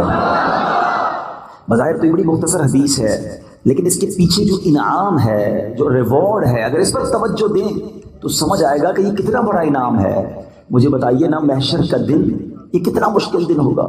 سورج سوا میل پر ہوگا, زمین تانبے کی ہوگی, پل صراط سے گزرنا ہوگا, نامہ اعمال کھلنے ہوں گے, اعمال تولے جائیں گے, کتنی ڈیفیکلٹیز, کتنی مشکلیں ہوں گی. مگر وہ کون ہوگا جو اس دن ان تمام مشکلوں میں بھی ہماری مدد فرمائیں گے؟ تو کوئی اور نہیں ہے. بریلی کے تاجدار لکھتے ہیں نا کہ سنتے ہیں کہ محشر میں صرف ان کی رسائی ہے اور کوئی نہیں ہے ان کے سوا. سنتے ہیں کہ محشر میں صرف ان کی رسائی ہے, گر ان کی رسائی ہے لو جب تو بنائی ہے. اب ذرا غور کریں, جو لوگ حج پہ گئے ہیں وہ میری بات ذرا جلدی سمجھ جائیں گے. عرفات کے میدان میں کتنی پبلک ہوتی ہے؟ 25-30 لاکھ, 40 لاکھ. لیکن جو حج پر جاتے ہیں انہیں لگتا ہے کہ 25-30 لاکھ کہتے ہیں کس کو ہے, تو تواڑی پنجابی میں کہتے ہیں لگ پتا جاتا ہے کہ عوام کہتے کس کو ہیں. اتنی پبلک, جدھر دیکھو سر ہی سر. ادھر جو ایک بار بندہ کھو جائے دوبارہ نہیں مل سکتا. 25-30-40 لاکھ لوگوں کا یہ عالم ہے, تو محشر میں کتنے لوگ ہوں گے؟ 8 ارب کے قریب تو اس وقت دنیا میں بندے ہیں. ٹھیک ہے, 7 ارب 90 کروڑ کے قریب تو دنیا کی آبادی پہنچ گئی ہے. تھوڑے دنوں میں یہ 8 ارب ہو جانی ہے. 8 ارب ابھی ہیں. حضرت آدم علیہ السلام سے لے کر صبح قیامت تک جتنے لوگ اس دنیا میں آئیں گے سب اس میدان میں موجود ہوں گے. رش کتنا ہوگا, ہجوم کتنا ہوگا. اچھا, اس میں جتنے مسلمان ہیں سب چاہتے ہیں کہ نبی پاک کے قریب ہو جائیں. ابھی اس ہال میں 1000-1500 شاید لوگ ہوں گے. کافی لوگ چاہ رہے ہیں آگے آنا, سب شاید مجھ سے مل بھی نہ پائیں. ایک بندے سے 1000 آدمی ملنے کی کوشش کرے تو مشکل ہو جاتی ہے. اربوں خربوں لوگ اگر نبی پاک کے قریب ہونا چاہیں تو کیسے ہو سکے گے؟ اس کا مطلب قریب وہی ہو سکے گا جس کو آقا بلائیں گے.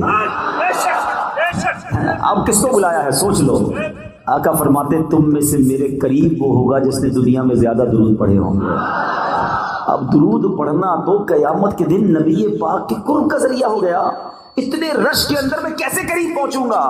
اللہ اکبر. اور جب قریب پہنچ گئے نا تو پتہ پھر مسئلہ کیا ہونا ہے, آسانی کیسے ہو جائے گی. بہت پیاس لگے گی, سنا ہے محشر کے دن, مگر اعلیٰ حضرت کہتے ہیں ٹھنڈا ٹھنڈا میٹھا میٹھا پیتے ہم ہیں پلاتے یہ, اپنی بنی ہم آپ بگاڑے, کون بنائے بناتے یہ ہیں. ارے جب باپ بھی نہیں پوچھے گا, وہ باپ جو آج بچوں کے لیے ڈبل ڈیوٹی کرتا ہے, مگر قیامت کے دن ایسے نفسا نفسی کا عالم ہوگا کہ نہ باپ پوچھے گا نہ ماں کام آئے گی. سنو میرے آقا اس دن کیا کریں گے, ماں جب اکلوتے کو چھوڑے آ آ کہہ کے بلاتے یہ ہیں.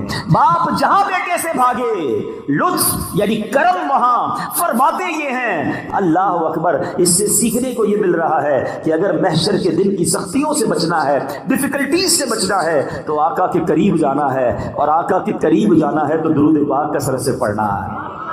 تو آج سارے اسلامی بھائی نیت کریں. اتنا سارا ٹائم ہم موبائل فون کے ساتھ گزارتے ہیں, گھنٹوں گزر جاتے ہیں سوشل میڈیا پر فالتو میں, لیکن درود نہیں پڑھتے, ذکر نہیں کرتے, تلاوت نہیں کرتے. یہ زندگی بیکار نہ گزاریے پلیز. اپنی زندگی کو قیمتی سمجھیے. ایک ایک سانس یہ اللہ کی نعمت ہے. جتنا ہو سکے عبادت میں, ذکر و درود میں, نیکی کے کاموں میں صرف کریں. آئیے مل کر محبت کے ساتھ بآواز بلند درود پاک پڑھ لیں. صلو علی الحبیب صلی اللہ تعالی علی محمد صلی اللہ علیہ وسلم. آج میں مختصراً ایک ایسا واقعہ آپ کو میں نے سنانا ہے کہ جو قرآنی واقعہ ہے, اللہ کے نبی کا واقعہ ہے. اس واقعے کو سنانے کے میرے 2 مقصد ہیں. ایک تو قرآن کا واقعہ سنیں گے, اس واقعے میں جو میسج ہے وہ ہم لینے کی کوشش کریں گے, اور دوسرا مقصد یہ ہے کہ یہ واقعات مجھے پتہ ہونے چاہیے تھے. اللہ کے کلام میں یہ واقعات موجود ہیں، مگر بہت بڑی تعداد ہے جو قرآن سے دور زندگی گزار رہی ہے. ہمیں شاید دنیا کی بہت ساری معلومات ہے، لیکن مسلمان ہونے کے باوجود قرآن کے بارے میں معلومات نہیں ہوتی. نہ قرآن پورا تجوید سے پڑھا ہوتا ہے، نہ ترجمہ پڑھا ہوتا ہے، نہ تفسیر پڑھی ہوتی ہے. مجھے ایک بات بتائیں، پہلے صبح اٹھتے تھے لوگ اللہ رسول کا نام لیتے تھے، اچھا پہلے پھر اس کے بعد اخبار پڑھتے تھے. اب اٹھتے ہی فون اٹھاتے ہیں، پہلا کام، اور یہ دیکھتے ہیں کس کس کا میسج آیا ہے. جب تک ہمارے واٹس ایپ میسیجز، ہمارے جو بھی ہمیں پیغامات آئے، ہم سنتے نہیں، ہمیں چین نہیں آتا، کوئی اہم بات رہ نہ جائے. مجھے ایک بات بتاؤ، تمہارے دوست کا، تمہارے کاروباری ساتھی کا پیغام مس نہ ہو جائے، اس بات کا خیال ہے؟ اتنی عمر ہو گئی، اللہ کا پیغام قرآن تمہارے پاس آیا ہوا ہے، وہ پڑھ لیا، جان لیا رب نے کیا فرمایا ہے، اللہ نے ہمارے لیے کیا پیغام دیا ہے؟ کبھی سوچا آپ نے؟ قرآن تو ویسے ہی اللہ کا پیغام ہے، مگر خاص طور پر 89 آیتیں وہ ہیں جس میں اللہ نے براہ راست ڈائریکٹلی مجھ سے اور آپ سے بات کی ہے. اور کیا فرمایا؟ یا ایھا الذین آمنو، اے ایمان والو، اے ایمان والو. ہم ایمان والے ہیں نا، ہم سے بات ہوئی ہے. کیا ہم نے وہ 90 کے قریب آیتیں پڑھ لی؟ یہ اللہ نے کیا فرمایا؟ مجھ سے کیا بات کی ہے؟ میری فیملی کا، میرے دوستوں کا، میرے بزنس کولیگز کا پیغام ڈسٹرب نہ ہو، اس کا خیال ہے. اللہ نے قرآن میں ہمیں پیغام دیا ہوا ہے، ہمارے پاس ٹائم ہی نہیں ہے. مرنے کے بعد کیا ہم یہ جواب دے سکیں گے کہ یا اللہ ٹائم نہیں تھا اس لیے قرآن نہیں پڑھ سکا؟ خدا را قرآن سے دور نہ رہیں، پڑھیں قرآن. اتنا کچھ موجود ہے. اور حدیث پاک کا مضمون ہے وہ دل ویران ہے جس میں کچھ قرآن نہیں ہے. سوچو کہ ہمارے دل میں کتنا قرآن ہے، ہم کتنا قرآن پڑھتے ہیں. اب میں قرآن کا واقعہ سناتا ہوں. ایک مقصد یہ ہے کہ قرآن سے محبت بڑھے، قرآن پڑھنے کا ذہن بنے. قرآن سے دور رہ کر زندگی اچھی نہیں ہے. یہ قرآن، وہ دیکھیں نا، ہمارے موبائل میں بہت سارے سافٹ ویئرز ہوتے ہیں اور روز کئی بار کھولتے ہیں، مگر جس دن میں اور آپ قبر میں جائیں گے نا، ہمارے سارے سافٹ ویئر آف لائن ہو جائیں گے. بلکہ کچھ دوست کہیں گے یار کئی دن ہو گئے آن لائن نہیں ہوا، اور بعد میں پتہ چلے گا یہ بندہ تو خود ہی آف لائن ہو گیا ہے، خود ہی دنیا سے چلا گیا ہے. اس کا مطلب یہ ہوا کہ قبر میں جا کر سارے سافٹ ویئر آف لائن ہو جائیں گے، مگر جس نے قرآن کو تھاما ہوگا یہ قبر میں بھی آن لائن رہے گا، یہ قبر میں بھی تمہارے ساتھ جائے گا، قبر کا نور بنے گا. تو کیوں نہ روز کچھ نہ کچھ قرآن پڑھا جائے. تو آئیے نیت کر لیں، پہلی نیت تو یہ کر لیں کہ ہم روز کچھ نہ کچھ قرآن پڑھیں گے انشاءاللہ. اس کو سمجھنے کی بھی کوشش کریں گے. ہے نا دعوت اسلامی آپ کے پاس؟ بچوں کے مدرسے الگ تو بڑوں کے مدرسے الگ، آن لائن مدرسہ الگ. آپ پڑھنے والے تو بنے، ہر جگہ آپ کو فیسلٹی دعوت اسلامی دے رہی ہے کہ کسی طرح قرآن پڑھ لیں اور اسے سیکھ لیں. اور ہم آتے ہیں بڑے ہی عجیب و غریب واقعے کی طرف، اور یہ واقعہ ہے حضرت یونس علیہ السلام کا. شہر تھا نینوا، جس کی ہدایت کے لیے آپ کو بھیجا گیا. آپ نے اپنی قوم کو اللہ کی طرف بلایا. وہ لوگ شرک کرتے تھے، وہ اللہ پر ایمان نہیں لاتے، بت پرستی کرتے تھے. آپ نے بہت ان کو سمجھایا، اللہ کی طرف بلایا. وہ قوم ہدایت نہیں پاتی تھی، ایمان لانے سے انکار کر دیا، الٹا آپ کے سامنے سرکشی کرتے تھے. تو آخرکار آپ نے کہا کہ اے لوگو، اب اگر تم ایمان نہیں لا رہے تو سنو، میں تمہیں عذاب کے بارے میں بتا رہا ہوں. اب تم پر عذاب آئے گا اور میں کوئی بات جھوٹی نہیں کرتا.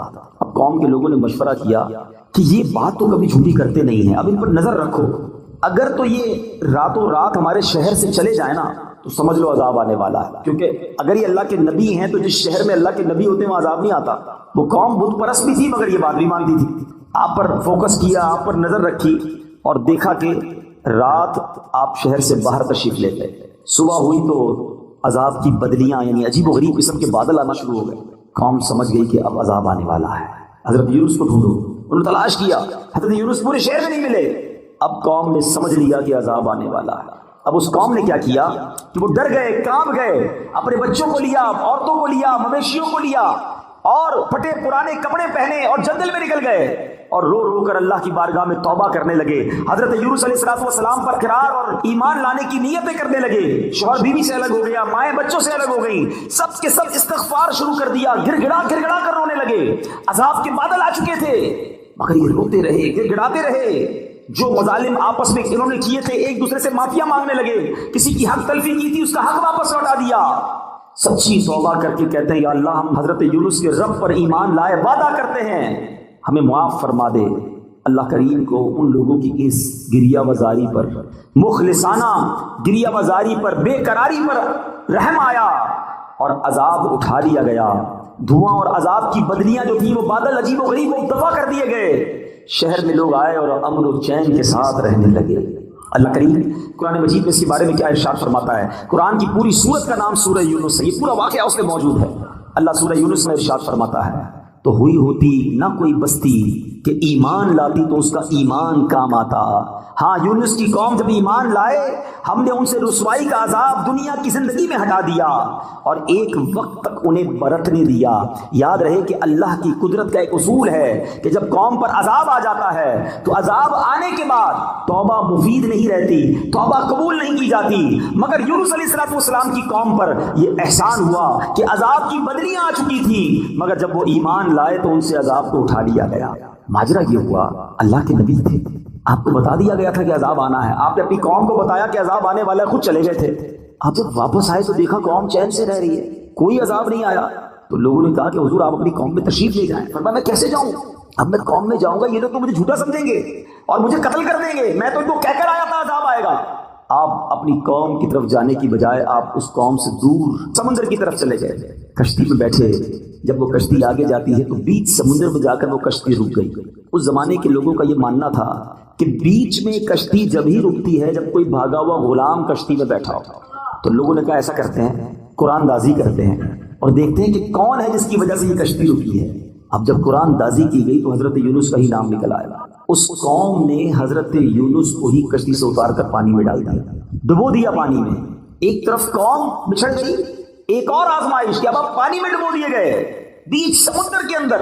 اور اللہ کا حکم دیکھیں, اللہ کی کرنی دیکھیں کہ ایک بڑی سی مچھلی آئی اور حضرت یونس کو نگل گئی. اب آپ مچھلی کے پیٹ میں ہیں, ابھی زندہ ہیں, ایک کال کوٹھڑی ہے, نظر کچھ نہیں آ رہا.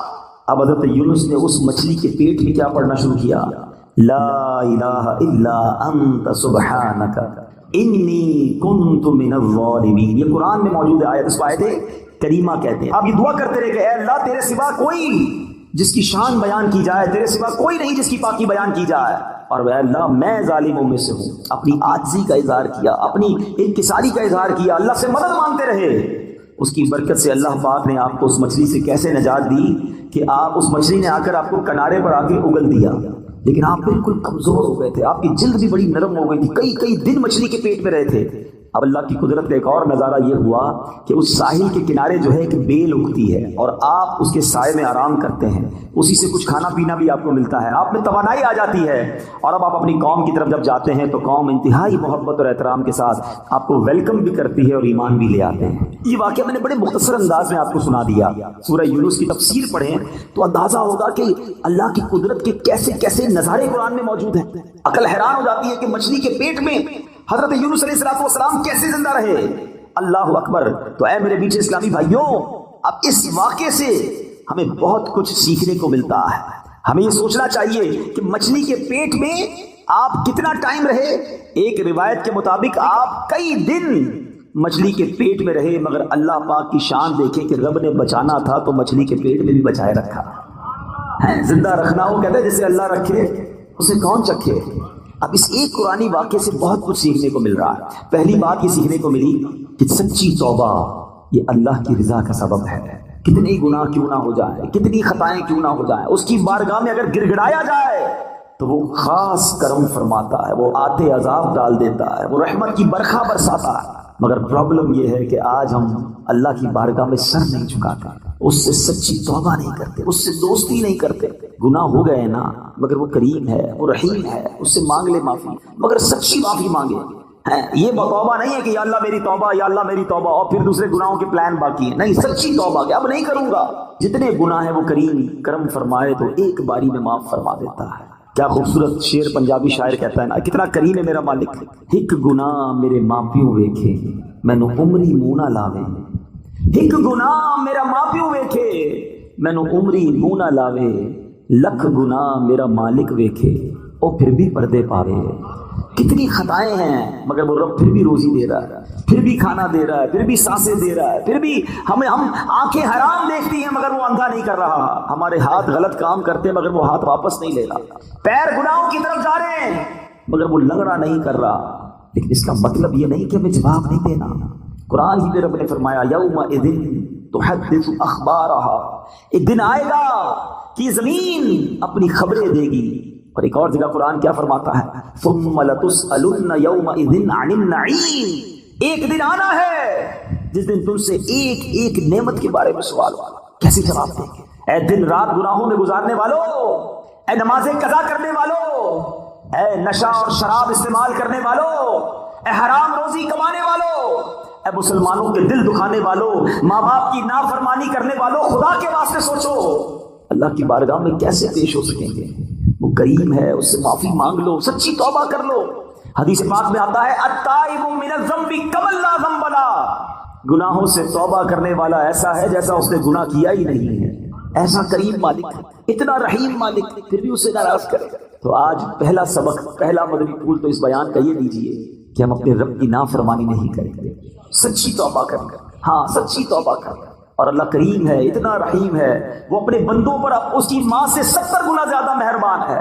آپ معافی مانگے وہ معاف فرما دے گا، اور پھر آئندہ گناہ نہ کریں، نمازوں کی پابندی کریں، حرام کاموں سے اپنے آپ کو بچائیں، پھر دیکھیں آپ کی مشکلیں کیسے آسان ہوتی ہیں۔ بندہ کہتا ہے پتہ نہیں میرے کام ہی سیدھے نہیں ہوتے، نہ بیماریاں دور ہوتی ہیں، نہ پریشانیاں دور ہوتی ہیں، نہ روزی میں برکت ہوتی۔ تم نے روزی دینے والے کو ناراض کیا ہوا ہے، شفا دینے والے ہی تم سے ناراض ہے، جس نے عطائیں کرنی ہیں اسی کو تم نے ناراض کر دیا ہے۔ ارے اس کی رضا والے کام تو کرو، پھر دیکھو وہ کیسے رحمت کے دروازے کھولتا ہے۔ اب آتے ہیں اس واقعے کے دوسرے پہلو کی طرف کہ اللہ والے آزمائے جاتے ہیں، اللہ کے نیک بندوں پر امتحان آتا ہے، مگر وہ اللہ پر بھروسہ رکھتے ہیں۔ مچھلی کے پیٹ سے بھی زندہ واپس آ گئے حضرت یونس علیہ السلام۔ تو اگر آپ بھی کسی مشکل میں ہیں نا، پریشانی میں ہے، تو ہمت نہ ہارے، اللہ پر بھروسہ رکھیں۔ پرابلم یہ کہ ہمارا رب پر بھروسہ ہی ختم ہو گیا، سب پر بھروسہ ہے، رب پر بھروسہ نہیں ہے۔ باقی دنیا والوں کی بات مانتے ہیں، یار فلاں منسٹر تو فلاں پیسے والا، فلاں عہدے دار رابطے میں ہوگا تو مسئلہ حل ہو جائے گا۔ نہیں میرے پیچھے اسلامی بھائیوں، جس کے ساتھ رب کی رحمت ہوگی اس کے سارے مسئلے حل ہو جانے ہیں۔ ان اللہ مع الصابرین، اللہ قرآن میں فرماتا ہے اللہ صبر والوں کے ساتھ ہے۔ تو صبر کر لو، اللہ کی رحمت ساتھ ہو جانی ہے نا، تو اللہ پر بھروسہ کرے۔ پرابلم یہ ہے کہ آج اللہ پر بھروسہ نہیں رہا۔ بعض اوقات تو ایسے جملے لوگ کہہ دیتے ہیں کہ وہ کفریہ کلمات کی طرف چلے جاتے ہیں۔ یقین جانیں اللہ کریم ہے، وہ رحیم ہے، وہ واقعی ہمارے لیے بہترین فیصلہ کرنے والا ہے، لیکن ہم بعض اوقات اس بات میں غلطی کر جاتے ہیں۔ ایسا نہ کریں۔ بزرگان دین اپنے بچوں کو توکل کا درس کیسے دیتے تھے؟ ایک بزرگ کے بارے میں آتا ہے، ان کا نام ہے احمد بن حرب رحمۃ اللہ تعالی۔ آپ نے ایک بار اپنے بچے کو یہ ٹریننگ دی کہ بیٹا جب بھی کھانا کھانا ہونا تو یہ گھر میں بڑی سی محراب ہے، ادھر جا کر دعا کرنا کہ یا اللہ مجھے کھانا دے دے، تو ہمیں روز یہاں سے کھانا مل جائے۔ اور اپنی زوجہ سے کہا کہ ایسا کرو کہ روزانہ بچہ جب دعا کرے تو محراب میں پیچھے سے کھانا رکھ دینا، تاکہ بچے کی بچپن سے ٹریننگ ہو کہ اللہ سے مانگنا ہے، اللہ پر بھروسہ رکھنا ہے، روزی دینے والے جو ہے وہ رب ہے۔ ایسے ہی ہونے لگا، بچہ دعا کرتا، ان کی زوجہ کھانا رکھ دیتی، وہ بچہ کھانا کھا لیتا۔ ایک دن کیا ہوا کہ ان کی زوجہ کہیں کام میں مصروف ہو گئی اور لیٹ ہو گئی، کھانے کا وقت ہو گیا، دوڑتی بھی گئی، دیکھا بچہ اس محراب کے پاس بیٹھا اور کھانا کھا رہا ہے۔ کہا بیٹے کھانا کہاں سے آیا ہے؟ کہا جہاں سے روز آتا ہے، اللہ روز دیتا ہے، آج بھی اللہ نے دیا ہے۔ اب وہ واپس آئی اپنے شوہر کے پاس کہ حضور یہ تو کمال ہو گیا، میں نے تو کھانا نہیں رکھا۔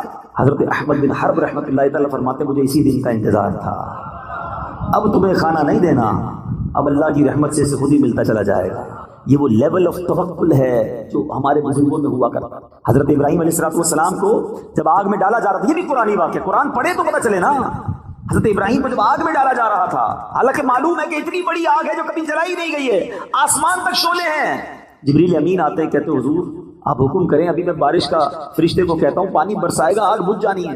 فرمایا نہیں، میرا رب دیکھ رہا ہے، اگر وہ چاہے گا تو بچا لے گا، اور اس کی اگر رضا اس میں ہے کہ میں آگ میں چلا جاؤں تو میں راضی ہوں۔ ہاں وہ پنجابی شاعر کہتے ہیں نا، جے سونا میرے دکھ میں راضی، میں سکھ نو چلے پاواں۔ یہ لیول آف توکل تھا نا۔ اچھا پھر جب آپ کو آگ میں پھینک دیا گیا تو پھر جبریل امین آئے، کہا ٹھیک ہے آپ ہم سے مدد نہیں مانگ رہے، اللہ سے تو مانگ لیں، اللہ کو تو پکار لیں۔ فرمایا مالک دیکھ رہا ہے، اگر اس کی رضا ہوئی تو اس نے بچا لینا ہے۔ اور ایسا ہی ہوا کہ جب حکم الہی ہوتا ہے تو وہ آگ جس میں آپ ایک روایت کے مطابق 40 دن رہتے ہیں، آپ کا بال بھی بیکا نہیں ہوتا ہے۔ شاعر مشرق ایسے تو نہیں کہتے نا، آج بھی ہو ابراہیم سا ایمان پیدا۔ اصل مسئلہ یہ ہے ہمارا وہ ایمان کا لیول بہت ڈاؤن ہو گیا، اللہ پر وہ بھروسہ ہی نہیں رہا۔ اگر آج بھی ہو ابراہیم سا ایمان پیدا، آگ کر سکتی ہے انداز گلستان پیدا۔ آج بھی آگ باغ بن جائے گی، لیکن وہ لیول آف یقین، اللہ پر بھروسہ ہی نہیں ہے۔ ہم دعا بھی کرتے تو یہ سوچ کر پتہ نہیں پوری ہوگی کہ نہیں ہوگی، پھر کدھر سے پوری ہوگی؟ بھروسہ کرو اپنے مالک پر، وہ سب سے بڑا کارساز ہے، وہ عطا فرمانے والا، اس نے وعدہ کیا ہے ادعونی استجب لکم، مجھ سے مانگو میں تمہیں عطا کروں گا۔ سب سے مانگتے ہیں، رب سے نہیں مانگتے. سب پر بھروسہ ہے، رب پر بھروسہ نہیں. حضرت یونس کو مچھلی کے پیٹ میں بھی بھروسہ تھا. کہتے ہیں اللہ مجھ سے غلطی ہو گئی، تیرے سوا کوئی اور نہیں باقی بیان کرنے کے لائق. لا الہ الا انت سبحانک انی کنت من الظالمین. اللہ نے مچھلی کے پیٹ سے رہائی عطا فرما دی. تم تھوڑی مشکل میں شکوے کرتے ہو، تھوڑی پریشانی میں شکوہ شکایت کرنے لگ جاتے ہیں. نہیں میرے پیچھے اسلامی بھائی. اور ایک یہ حضرت ابراہیم کے واقعے سے ایک اور بات بھی سیکھنے کو ملتی ہے. ہر بات جو ہے نا وہ دماغ سے نہیں فیصلہ کیا جاتا. ہاں کچھ لوگ کیلکولیٹر پہ چل رہے ہوتے ہیں، یار زکات دیں گے تو پیسے کم ہو جائیں گے، اور صدقہ دیں گے تو اور کم ہو جائیں گے. ہر چیز حساب کتاب اور دماغ سے نہیں ہوتی ہے. کچھ فیصلے دل سے بھی کیا کرو. عقل والوں کے نصیبوں میں کہاں ذوق جنوں. ہاں عقل والوں کے نصیبوں میں کہاں ذوق جنوں. عشق والے ہیں جو ہر چیز لٹا دیتے ہیں. یہ جو چھلانگ لگائی گئی تھی نا آگ میں، قرآنی جو واقعہ حضرت ابراہیم نے، یہ فیصلہ کیسے ہوا؟ کیا خوبصورت بات شاعر لکھتے ہیں، فرماتے ہیں بے خطر کود پڑا آتش نمرود میں عشق. عشق نے چھلانگ لگائی تھی، دماغ اور عقل کا کام نہیں تھا. ادھر عقل تو کہتی تھی جل کے راکھ ہو جاؤ گے، مگر عشق کے فیصلے نرالے ہوتے ہیں. بے خطر کود پڑا آتش نمرود میں عشق. عقل تھی محو تماشائے لبے بام. ابھی عقل تو ادھر ہی سوچ رہی تھی، عشق نے اپنا کام کر دیا. اللہ کرے وہ ایسا عشق رب سے نصیب ہو جائے، ایسا توکل نصیب ہو جائے. جب راہ خدا میں خرچ کرنے کی باری آئے تو عقل کہتی نہیں خرچ کرو کم ہو جائیں گے. عشق کہتا ہے جس نے دیا ہے وہ اور عطا فرمائے گا. اس کے نبی کا وعدہ ہے، خدا کی قسم کھا کر میرے آقا فرماتے ہیں اللہ کی راہ میں خرچ کرنے سے مال کم نہیں ہوتا. میرے آقا نے فرمایا یقیناً کم نہیں ہوتا. یہ وہ لیول ہے اللہ اور اس کے رسول سے محبت کا جو ہمیں سیکھنا، وہی قرآن سکھا رہا ہے. اللہ پر بھروسہ کیجئے آپ جتنی بھی بڑی مشکل میں.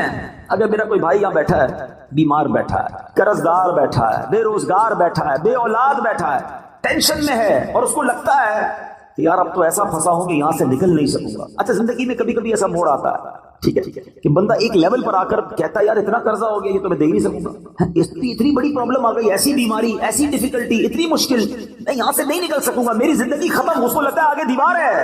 اور یہ وہ لیول ہوتا ہے کہ جس کے پاس یہاں جا کر توکل نہیں ہوتا نا تو دو پرابلم ہو جاتے ہیں. یا تو بندہ ڈپریشن کا شکار ہوتا ہے یا پھر خودکشی کرتا ہے. ایسی خودکشی نہیں کرتے لوگ، ان کو لگتا ہے ختم اب کچھ نہیں ہو سکتا. یہی وہ بے وقوفی ہے، یہی وہ اللہ پر بھروسے کی کمی ہے. میں آپ کو ایک ایگزامپل دیتا ہوں، میں نے کئی بیانات میں ایگزامپل دی ہے. آپ کے گھر میں چونٹیاں آپ نے دیکھی ہوں گی نا، چونٹیاں جا رہی ہیں لائن لگا کر، اور آگے آپ ان چونٹیوں کی لائن جو جا رہی ہے اس کے آگے ایک سیب رکھ دیں. چونٹیاں کیا کریں گی؟ رک جائیں، کیونکہ ان کے لیے تو وہ سیب ایک پہاڑ ہے نا. کیا چونٹیاں سیب ہٹا لیں گی؟ نہیں ہٹا سکیں گے. ان کے لیے تو بہت ہیوی چیز ہو گئی نا، بہت بڑی چیز ہو گئی. چونٹیاں رک جائیں گی، یا تو راستہ بدل لیں گی یا واپس چلی جائیں گی. اب آپ اس سیب کو اٹھا لیں تو کیا ہوا؟ راستہ کلیئر ہو گیا نا. آپ کے لیے کیا تھا یہ جواب تو دو. چونٹی کے لیے کیا تھا؟ پہاڑ. آپ کے لیے کیا تھا؟ سیب. آپ نے سیب اٹھایا جیب میں رکھ لیا، چونٹی کا راستہ کلیئر ہو گیا. میری بات ذرا تسلی سے سننا. جو مشکل تمہارے سامنے ہے نا اس وقت، وہ تمہارے لیے پہاڑ ہے، میرے رب کے لیے کچھ نہیں ہے. ان اللہ علی کل شیء قدیر. وہ قادر ہے، وہ کن فرمائے فیکون ہو جاتا ہے. ارے میری عقل تھوڑی، میرا دل چھوٹا، میرے حوصلے تھوڑے، مجھے لگ رہا ہے پھنس گیا، مجھے لگتا ہے مر گیا، مجھے لگتا ہے نہیں نکل سکوں گا. ارے مانگو نا اس سے مدد جو قادر ہے، جو خالق ہے، جو مالک ہے. وہ تو حکم فرمائے تو چیزیں بہتر ہو جاتی ہیں. ہم نے دیکھا ہے ڈاکٹر کہتے ہیں کینسر کے اس سٹیج پر ہے کہ یہ نہیں بچ سکے گا، 15 دن رہ گئے ہیں. اور جب اللہ نے صحت دیتی ہے تو ڈاکٹر حیران ہوتے کون سی رپورٹ تھی پہلے والی، یہ تو بندہ بالکل کلیئر ہو گیا. اللہ اپنی قدرت کے نظارے اب بھی دکھاتا ہے. بھروسہ چاہیے. سورہ فاتحہ 100 مرتبہ پڑھ کر جو دعا مانگی جائے وہ قبول ہوتی ہے. سورہ بقرہ کی تلاوت سے شیطان گھر سے بھاگ جاتا ہے. آیت الکرسی پڑھنے سے محتاجی دور ہوتی ہے. سورہ کہف کو ہمیشہ پڑھنے والا دجال کے فتنوں سے محفوظ رہے گا. والدین کی قبر پر ہر جمعہ سورہ یاسین کی تلاوت کرنے سے اس کی حروف کی تعداد کے برابر ان کے گناہ بخش دیے جاتے ہیں. سورہ الدخان پڑھنے سے مشکل دور ہوتی ہے. جو قریب المرگ ہو اس پر سورہ جاسیہ کا دم کرنے سے خاتمہ بالخیر ہوتا ہے. سورہ حجرات کا پڑھنا اور دم کر کے پینا گھر میں خیر و برکت کے لیے مفید ہے. سورہ قاف پڑھنے سے جو باغ ہوتے ہیں ان کے پھلوں میں کثرت ہوتی ہے. سبحان اللہ. سورہ رحمان 11 بار پڑھنے سے تمام مقاصد پورے ہوتے ہیں. سورہ واقعہ جو شخص روزانہ پڑھے گا اسے کبھی فاقہ نہ ہوگا. سورہ ملک کو ہر رات پڑھنے والا عذاب قبر سے محفوظ رہے گا. سورہ مزمل کو 11 بار پڑھنے سے ہر مشکل آسان ہو جاتی ہے. سورہ مدثر کو پڑھ کر حفظ قرآن کی دعا مانگنے سے قرآن کریم کا یاد کرنا آسان آسان ہو جاتا ہے. جو بچے حفظ کر رہے ہیں ان کے لیے زبردست وظیفہ ہے. سورہ النازعات پڑھنے سے